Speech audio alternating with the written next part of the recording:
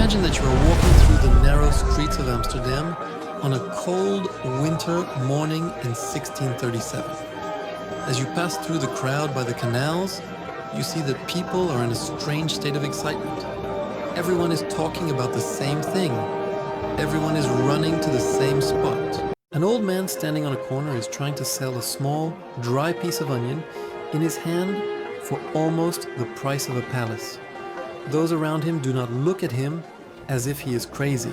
On the contrary, they look at him with envy, because at that moment, that dry piece of onion is not just a plant. It is the key to infinite wealth. When you look at that person's trembling hands, you realize one thing. For the first time, humanity has collectively detached from reality and begun to run after a dream.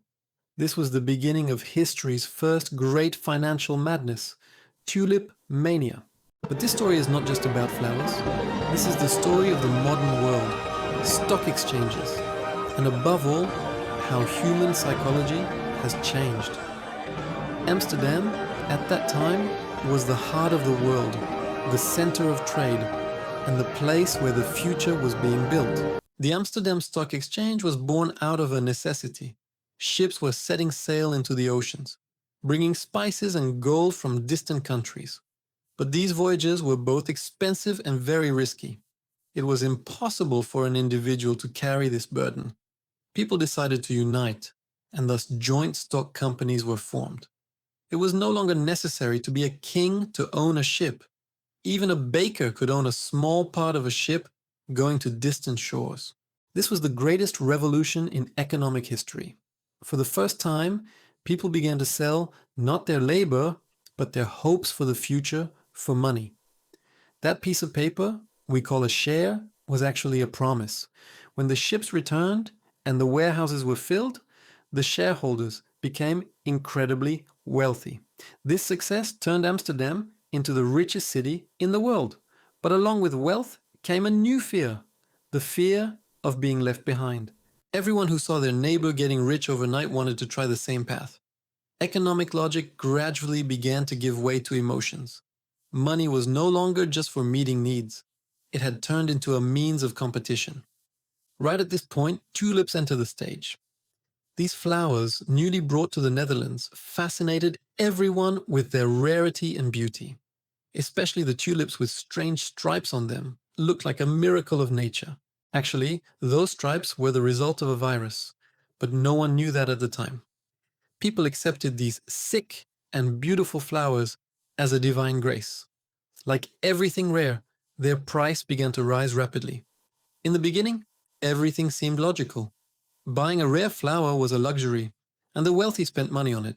But as prices rose, this trade left the hands of gardeners and moved into the hands of stock market traders. People no longer wanted to see or smell the flower. They were buying and selling the contract for the flower that would bloom in the future. These were the first futures contracts in history, the trading of something that did not yet exist. The markets entered a strange tempo.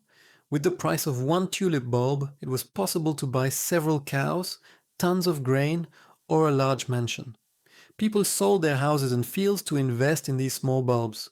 Everyone believed that prices would always increase. This was a collective blindness. If everyone believes the same lie is true, that lie turns into reality for a while. Amsterdam had now detached from the real world.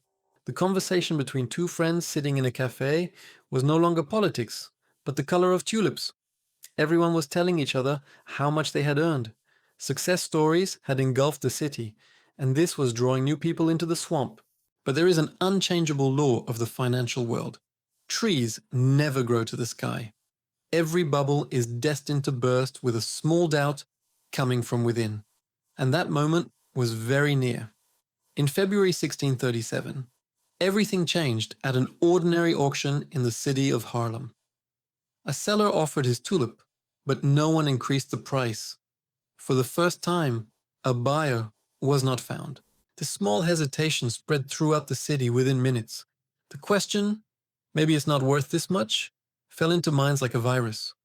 Confidence was shaken, and when confidence is shaken, the financial system begins to collapse. Tulip contracts that were worth a fortune a few days ago were now just pieces of paper. There were sellers, but the buyers had disappeared.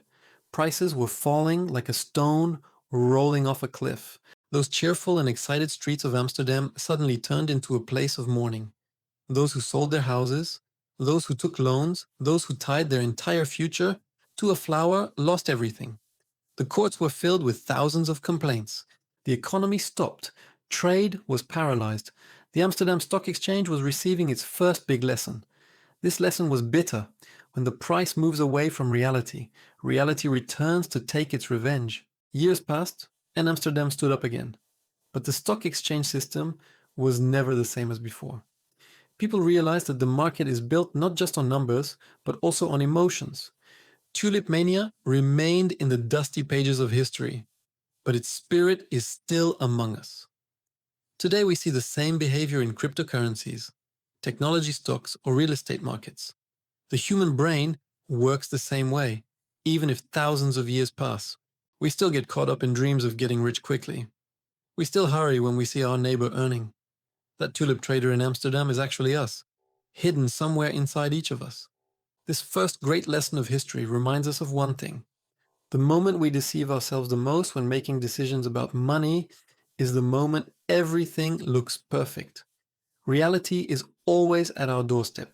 The Amsterdam Stock Exchange changed the world. It became the cradle of modern capitalism.